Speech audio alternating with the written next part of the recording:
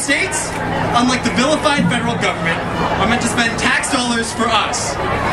Healthcare, transit, public servants, including police, firefighters, lawyers, along with the education, which is all necessary for the welfare of our state, make up the strong majority of state spending. Yet education spending is consistently taking the brunt of budget cuts each and every single year. So I stand here upset. But honestly, I stand here more afraid than upset. We know budget cuts suck. That's why we have to be angry about it. But more importantly, I am afraid. I am afraid for the future of education because education is more than an institution. It's a culture. Schools are meaningless without motivated students. And students are less likely to be motivated if their parents don't fight for quality education. And the fight for quality education is meaningless unless the administration is willing to lend a hand to all schools, regardless of the amount of revenue each district brings in.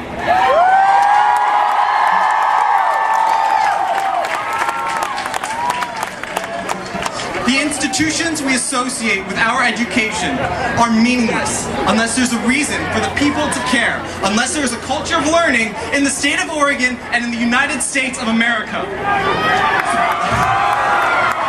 What these cuts tell me and what these cuts tell us is that our legislature has not adopted this culture. And to me, that's scary. That's the scariest fact. Leaving our schools underfunded and understaffed is the antithesis of a learned culture. It is our government's responsibility to properly provide for the institutions which are too important for private individuals to manage. And therefore it is their responsibility that we remind them they have the duty to do so.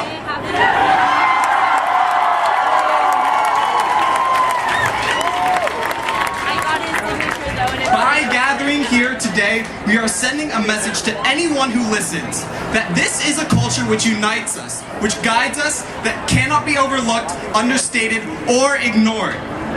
But today, I am more hopeful than fearful. I am hopeful because this movement right here means that we do hold the culture of education above us. And cultures don't live through funding, they live through people like you and me. Today it lives through us, and I know we will never let it falter. Thank you.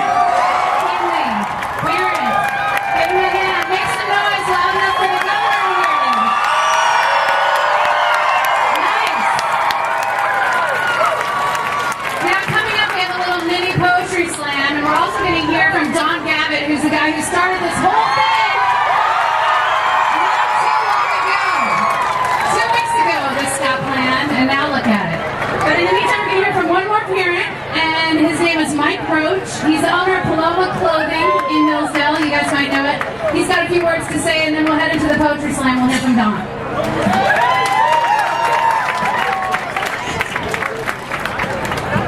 I have to correct Amy. I'm co-owner of Paloma Clothing. My wife and partner is the brains of the outfit. Her name is Kim Osgood. She and I have owned Paloma Clothing for 37 years. Our daughter graduated from high school just up the road at Lincoln High School. She's now at Occidental College. Ever since she entered kindergarten, we've been fighting to fund schools properly. Some of you may recognize this t-shirt and the button I'm wearing that says schools matter. In 1996, I joined thousands of other school supporters to march to demand a fix for school funding in Portland and across Oregon. The years have flown by, and here we are again, waiting for leadership, waiting for a fix to fund our public schools in Oregon. Who's going to lead? Who's going to take up the challenge? Where is the solution to our school funding problem?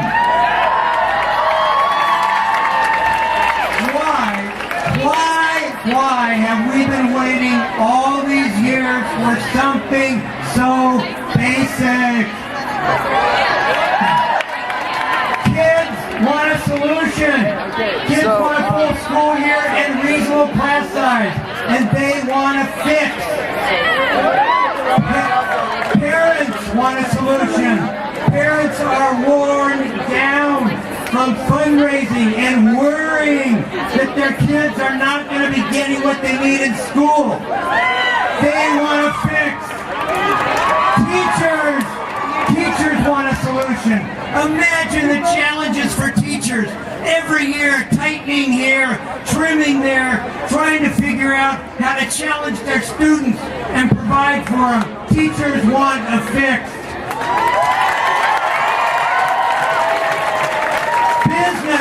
Business people like me want a solution.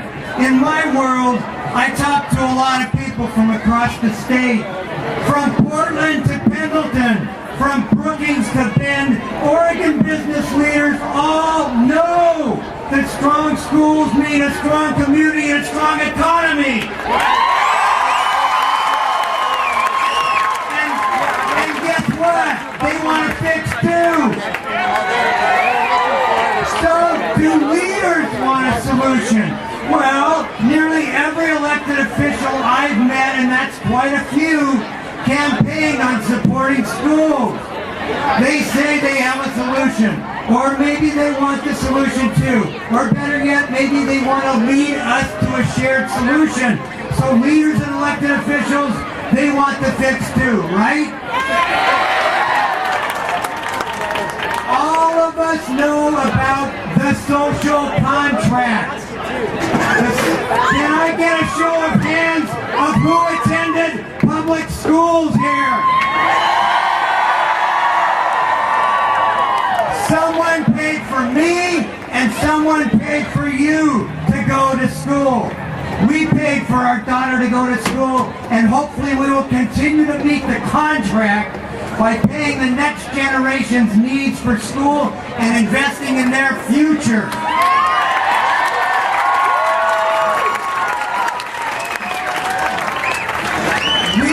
We cannot become the first Oregonians who can't or won't pay for the future of students. Please join me and thousands of other small business owners and business leaders in pushing for the long overdue plan to fund public schools adequately.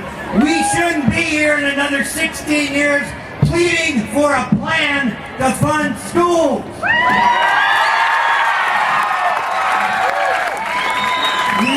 We all want the plan, the fix, or solution. No more cuts, no more excuses. Thank you for coming. We're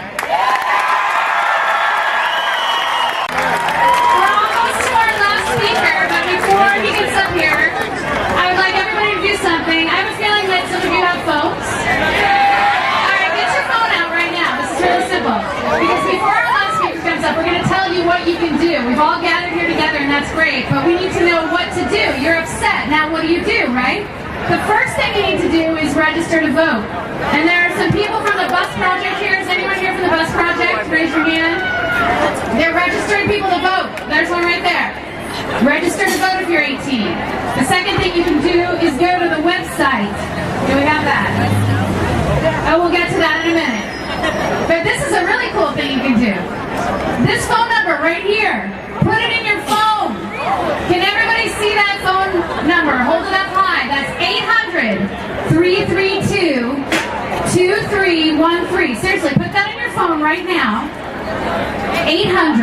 800-332-2313. Here's what that does. You call that number. It asks you where you live. It puts you straight into the mailbox of your legislator. You say what you want to say to your legislator. You don't even have to know who it is, and you don't even have to speak to him face to face or even on the phone. You just leave that message and you get your voice heard. Who's going to do that today? Who's going to do that right now? Why not? Go for it. It's the website, by the way, is tinyurl upset 2012. Tinyurl upset 2012. You can go there to find out more too. But get that phone number in. You don't have to call it once. You can call it every day if you want. People need to hear from you, and when their voicemail boxes are flooded, then they'll know that you're upset. And now, our final speaker, the guy who put this all together, he's a parent,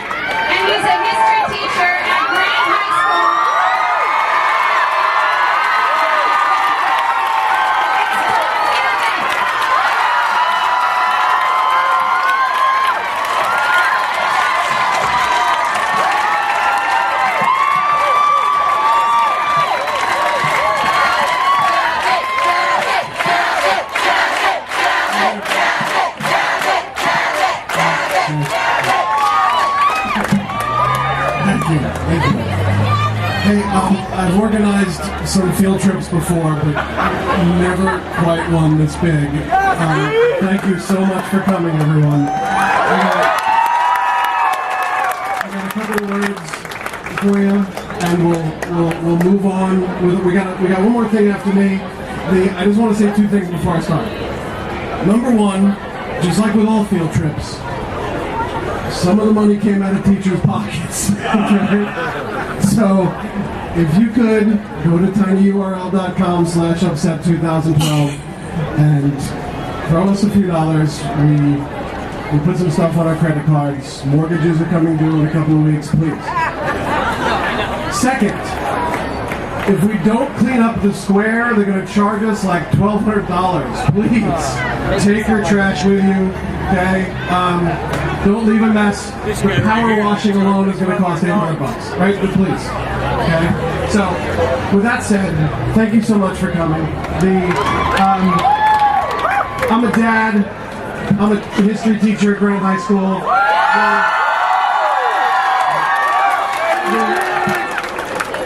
I figured a good lesson would be to make some history, and I think we're doing that today.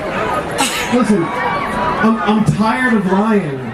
I lie to my students and my children all the time. I'm totally and always telling them that this is the last cut. I'm always telling them that things are going to be better in September. I'm always telling them that, maybe this cut is good. It's going to help us figure things out. We're going to get real serious. No, I'm lying. I lie every time I say that. These cuts are destroying opportunities every time they come. And we must stop them immediately. We are compromising a generation with school cuts. It is a simple, horrific, and unavoidable fact of the very moment we're living. The cuts must stop. The excuses why we cut must stop. And this gathering is the first of many to realize that.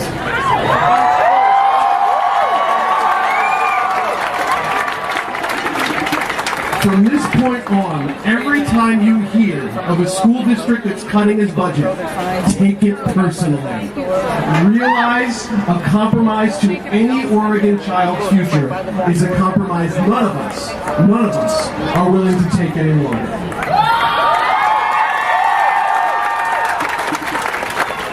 At Grant, we could not believe we were getting cut again. We're already offering so much less than what we've offered past generations. Our alumni don't even recognize the place anymore. 3 weeks ago, a few of us organized upset, and it caught on pretty quick.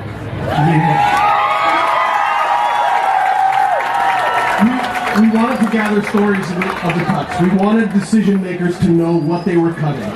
What you've seen on this stage today is just a small glimpse of who gets affected by these cuts. Decision makers, especially those in Salem, seem to not know what school budget cuts mean, the impact they have. For we continue to get mandates and rubrics for higher standards, along with big ideas and strategic plans about what we need and should expect from our educational institutions.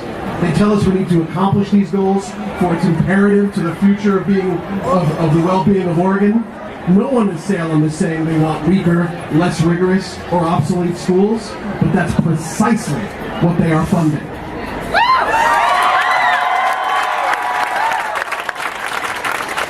Legislators say, even some who claim to understand the condition of our schools, that we need to accept this because things are complicated.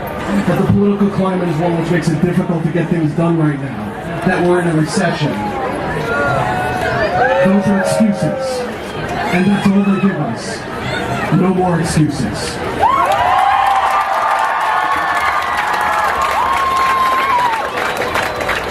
Students, parents, and teachers, we know why we're upset. We've been accepting, adapting to, and working with budget cuts for years. High school students know no other educational reality. They have grown up with this. They don't know what a fully funded school even looks like. What is in store for the elementary students that just performed on this stage?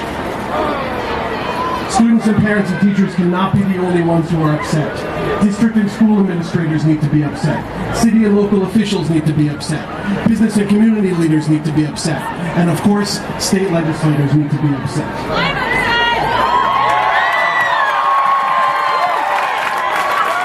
And while it might sound like a bit of a reach for a simple, common teacher to say this on a stage, Governor Kitzhaber, you need to be upset as well.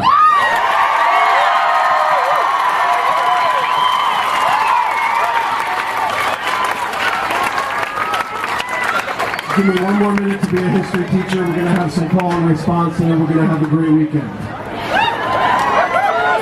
The human ability and desire to transfer knowledge, cross-culturally, generationally, collectively, is why we can be found, human beings can be found on every corner of this globe. We are a product of the knowledge of the billions who have came before us. This is precisely why no one can say they are anti-education. Because to be anti-education is to be anti-human.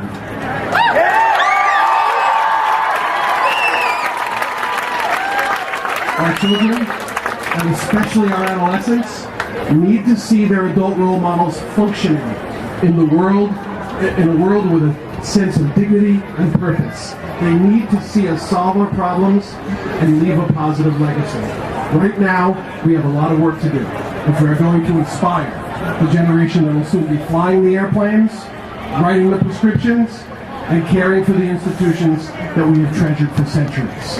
How do we do this? What is our homework? First, let's start with dignity. Don't quietly accept mediocrity at your schools from this moment on.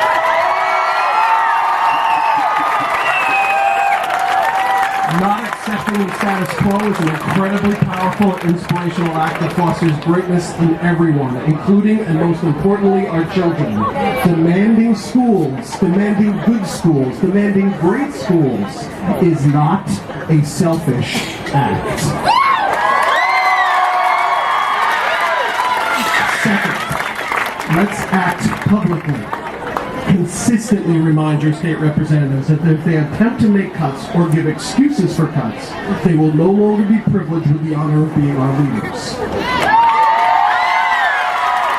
You can write them in any form. You can tell your friends that you are upset and convince them to spread the word as well. You can even send a group email, get on Facebook for the first time, and organize a rally. Third and final, don't get caught up in the details. We pay teachers to teach, we pay firefighters to put out fires, and we pay legislators to lead.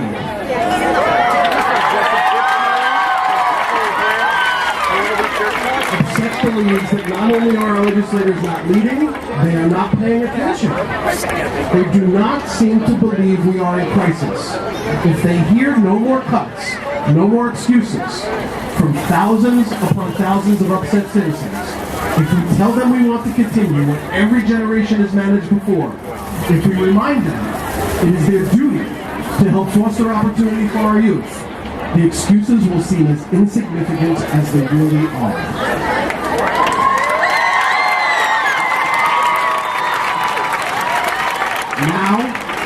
Now that we are all upset, we have a very important job to do. We can get it done in the next legislative session. We just have to believe we can. It is precisely what we have to teach our children. We have to teach them to lead. Thank you very much. Thank you for coming.